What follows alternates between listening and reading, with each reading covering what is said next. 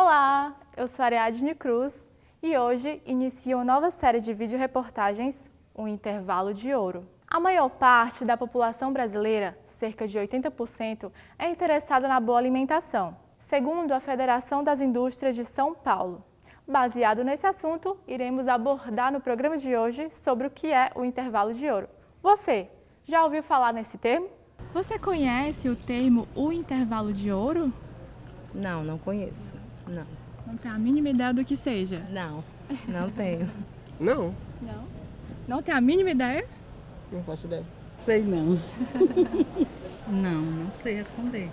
Olá, no programa de hoje estamos com a Ilana de Paula, graduada em Nutrição e pós-graduada em Nutrição Materno-Infantil. Oi, tudo bem, Ilana? Tudo bem. Então, eu tenho muitas dúvidas sobre a alimentação infantil, que é o nosso tema principal. Eu queria saber sobre os primeiros 1000 dias, né? Por que ele é tão importante e o que é que realmente acontece no organismo do bebê nessa fase? Queria saber.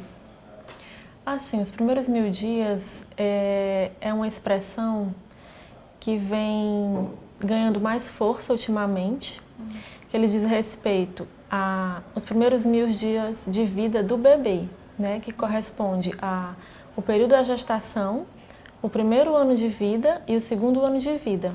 Esses primeiros 1000 dias, eles são decisivos por quê? Porque a gente entende eles como uma janela de oportunidades.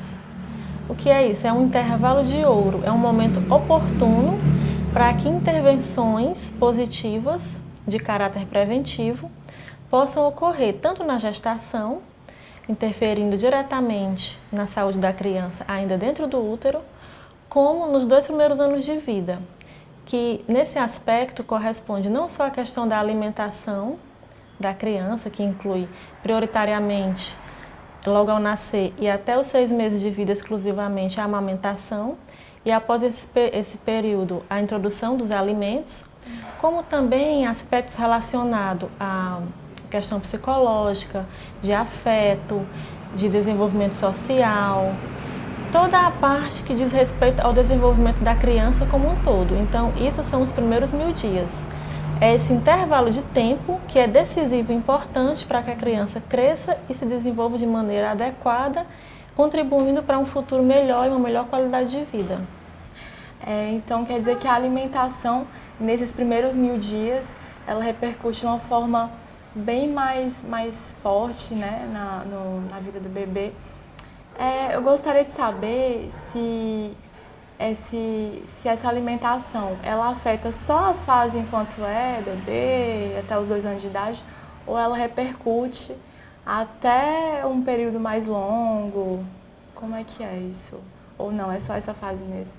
Ela repercute, né? É aí que a gente começa a entender um pouco o que seria a programação metabólica, que é um termo que também está inserido dentro dessa questão, né, que está relacionado junto aos primeiros 1000 dias. O que é isso? Muitas vezes, na gestação, a mãe ela passa por alguns problemas, como, por exemplo, privação alimentar, ganha pouco peso durante a gestação, e isso vai afetar diretamente o desenvolvimento do feto, né, ainda dentro do útero. E o que é que pode acontecer? Repercussões a longo prazo, depois que essa criança estiver na vida adulta.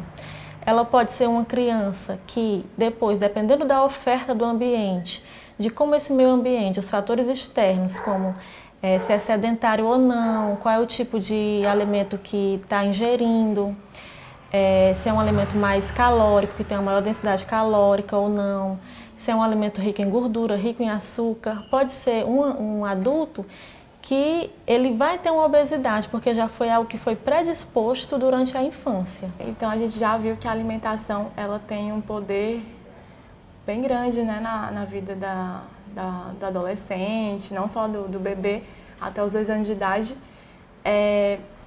Agora, eu queria saber qual a porcentagem assim, que a gente pode...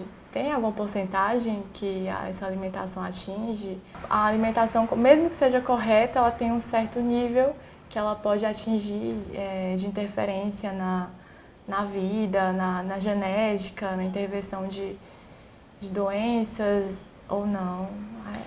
É porque, assim, a nossa saúde diz respeito não só à alimentação, mas vários outros aspectos, né? É claro que esse indivíduo ele vem carregando uma genética característica que ele herdou dos pais, né? Do pai e da mãe. A alimentação, ela chega como um fator decisivo, assim, responsável praticamente por quase 90% daquilo que é importante para a saúde, né? Se você tem uma boa alimentação, você tem uma chance maior, tem grande chance de que aquele indivíduo ele se torne um indivíduo saudável no futuro, com menos chance de contrair doenças crônicas não transmissíveis. Queria saber, na tua opinião, o que é que os pais mais estão assim encontrando dificuldade de inserir na alimentação do bebê, ou que até pecam, né, nessa fase? O que é que mais está acontecendo? O que eu acho assim que hoje existe uma maior dificuldade com relação, primeiramente, ao primeiro alimento que a criança recebe. Logo após o parto, a criança já tem ali no seio da mãe o leite materno, que é o principal alimento, né? Que inclusive é preconizado que ainda no hospital, na primeira hora, que é dita hora de ouro também, a criança já seja colocada ao seio. Isso é decisivo, para que ela consiga ter essa manutenção da amamentação durante o período que é importante. E outra coisa também que eu acho que acontece muito é porque as mulheres às vezes não têm um apoio, uma rede de apoio importante para que a amamentação seja mantida.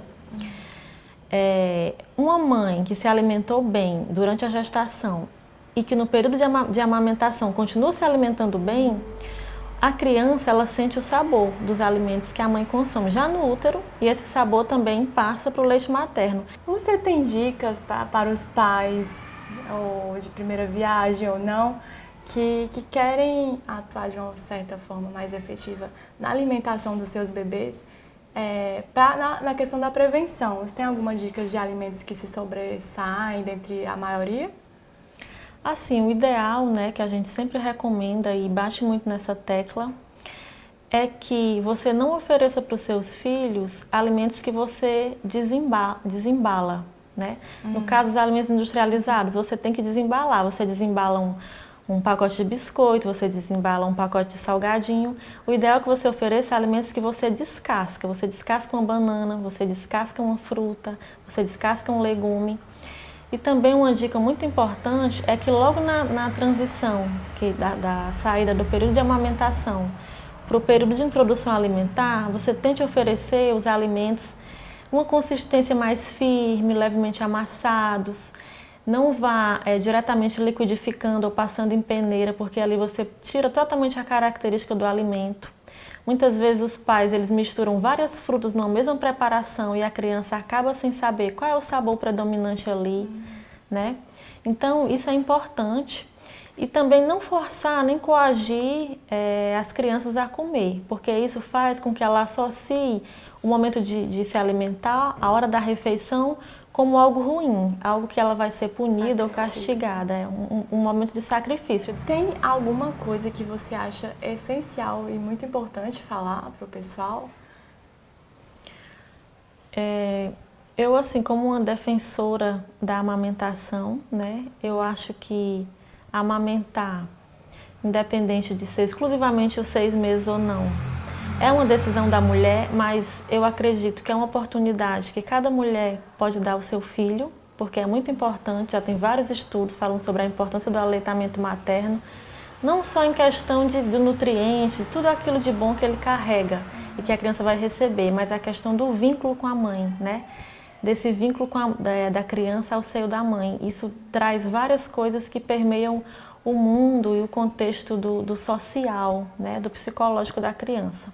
Você tocou no contexto aí da amamentação. Eu tenho uma dúvida a respeito. É verdade assim, que quando a criança ultrapassa os 6 meses de idade, sendo amamentada, e em comparação com a criança que não ultrapassa, a criança que passou dos 6 meses sendo amamentada, ela tem mais tendência a ser mais magra, assim, não ter obesidade no futuro? Ou isso realmente é um mito, assim, não tem muito embasamento? Sim, já existem estudos, né? bem evidenciados, isso já está bem claro na literatura, que as crianças que são amamentadas por mais tempo, elas têm uma menor predisposição a serem obesas na vida adulta, né, ao longo da vida. Então isso já está bem definido já na literatura científica. É melhor amamentar para evitar esse ganho de peso excessivo no futuro. Eu acho que tem um monte de gente agora querendo voltar no tempo, né? Mas é isso, então a gente fica por hoje aqui e muito obrigada, Ilana, fico muito feliz pela sua presença aqui para esclarecer várias dúvidas a respeito dos primeiros 1000 dias, que são tão importantes, e eu fico muito grata a você, tá certo? Eu que agradeço pela oportunidade, muito obrigada. Então a gente fica por aqui, até a próxima!